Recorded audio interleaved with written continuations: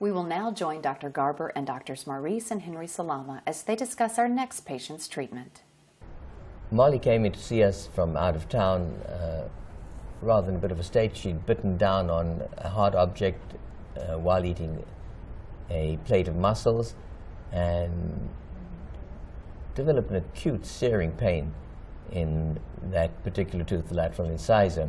She'd been to see several people over a period of time. No one really could decide whether they should do endodontics, whether it was fractured. And when we saw her a short while later, there was actually both internal and external resorption taking place, which is somewhat unusual. And obviously the tooth was no longer salvageable. Fortunately, not much of the bone had been involved at this stage. So when Maurice and I looked at it and then talked to Henry, we considered extracting that tooth immediately and replacing it with an implant, and then adding a temporary restoration to that, provisionalizing it immediately. So we're not effectively loading it, but we're provisionalizing it from an aesthetic perspective, but not from a functional perspective. And of course, there's a technique involved in this which is very specific, so that we don't actually develop the usual resultant soft tissue deficit that occurs when immediate placement, immediate loading, or immediate provisionalization is done. We're going to be doing an immediate implant in the area of tooth number 7. The implant is going to be placed to replace a tooth that has been subjected to trauma. The tooth has been an issue for her in terms of internal resorption. We've had internal and external resorption take place at the crest of the ridge, and therefore, because of the extent of the resorption, the tooth has gained severe mobility and has been deemed hopeless. We didn't feel it was a good tooth for endodontic treatment. It has been too far along in terms of the resorption process, and therefore we felt it would be best to remove this tooth and replace it with a dental implant. What we're going to attempt to do today is to remove the tooth atraumatically, and then to immediately place an implant into the area and bone graft the labial wall to maintain the thickness. And then an attempt will be made, if we can get the implant stabilized to a certain degree, to do an immediate temporary restoration, which will be unloaded. And that's what we're about to do today, and hopefully all will go well. We have an excellent patient. Dr. Henry Salama, who's another part of Team Atlanta, an integral part of Team Atlanta, actually has been very instrumental in developing for us our protocols for immediate implant placement based on the data he accumulated while teaching at the University of Pennsylvania. And I think it would be appropriate if Henry would comment, don't you think, Mo, on the data that we've accumulated over the last probably 7-8 years doing single tooth immediate replacement. I think one of the things with Henry is that he's allowed us to really take some of the information that he garnered from treatment of the fully edentulous patient, and then slowly in time try to use that information in treating the single tooth or the short span bridge patient in those situations. So I think what Henry's about to discuss with you, very vital to practice today in tooth replacement. It's really changed the way we manage patients. It's actually integrating the science and art of dental reconstruction, especially whether it's relating to the fully edentulous patient or the partially edentulous, as in the case that you'll be seeing, the single unit replacement.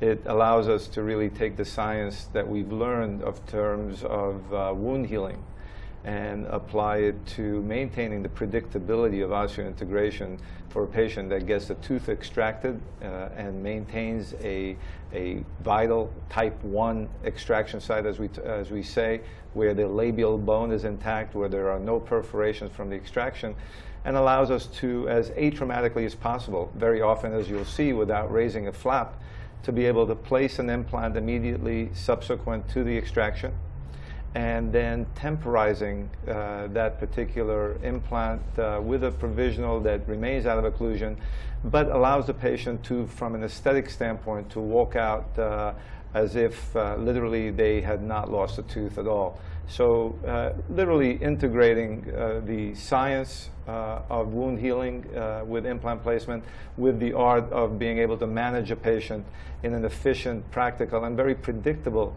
manner from both a soft tissue and hard tissue maintenance over the period of the healing phase of osseointegration. What we want to do before we extract the tooth is we go ahead and we probe around the osseous structure, both around the tooth. You can see here 6 millimeters because of the resorptive defect. Most importantly for the aesthetics is the adjacent bone height of the adjacent natural teeth. You can see this one is well within 5 millimeters, as well as the distal aspect of the right central incisor, again within 4 millimeters of the tip of the papilla. So we have good bone support interdentally. Also, when we probe the labial, you can see the labial remains intact within 3 millimeters of the soft tissue line, the gingival margin. So the loose tooth, we're going to attempt to take it out. It's probably going to be in 2 steps. We're going to use a periotome. The periotome is going to be utilized to engage the periodontal ligament space. That's what the periotome looks like.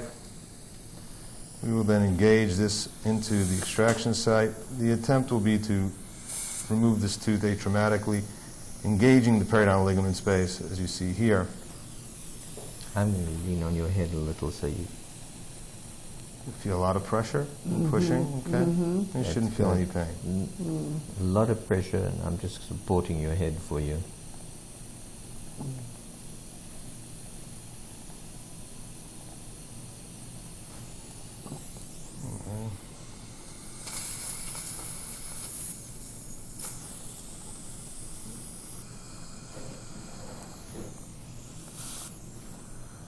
Okay. You see this here? That's the resorptive process.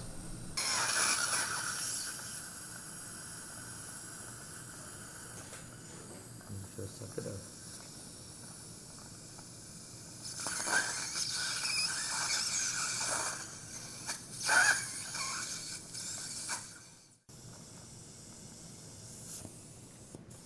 It shows you the period.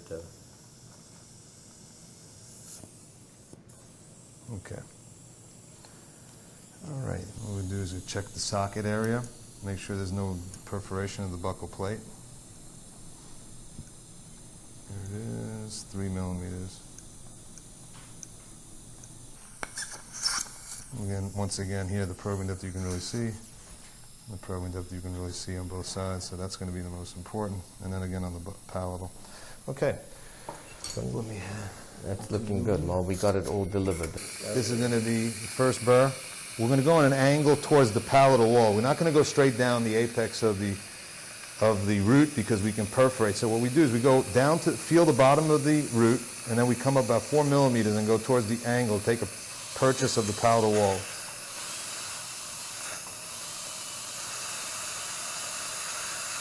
Back, David. Again, checking the length.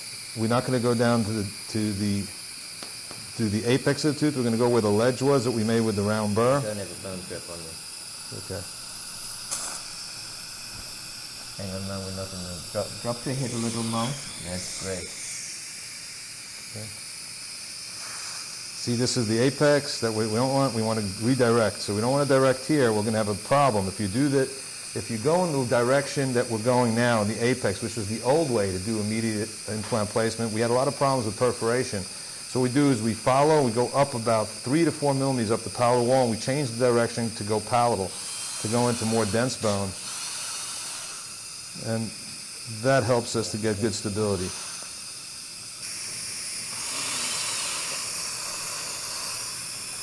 Good.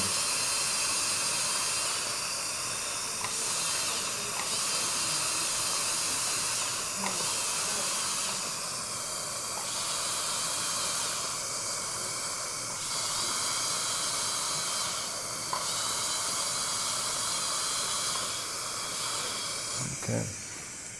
Now we're going to the 3 millimeter twist.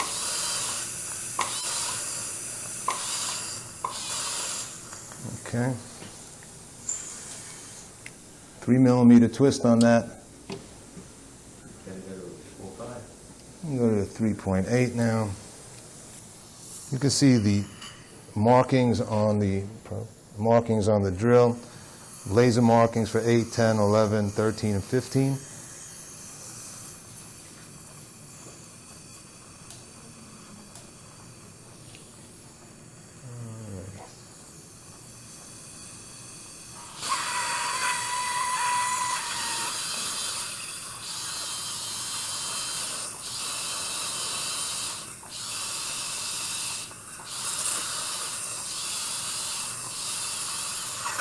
we try to avoid, you see the bone here now that David's going to suction into the bone trap.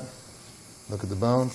We're going to use that as part of the grafting material because we're going to stay away from the buccal plate, and we're going to graft the buccal plate with both bone and autogenous bone and allograftic bone.